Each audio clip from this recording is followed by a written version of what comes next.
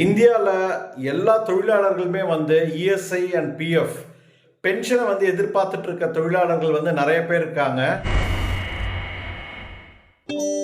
வணக்கம், நான் உங்க ரவி. எல்லாம் நல்லா இருக்கீங்கன்னு நினைக்கிறேன். டிசம்பர் 17 பென்ஷனர்ஸ் டே அப்படின்னு சொல்லி அனுசரிக்கிறாங்க.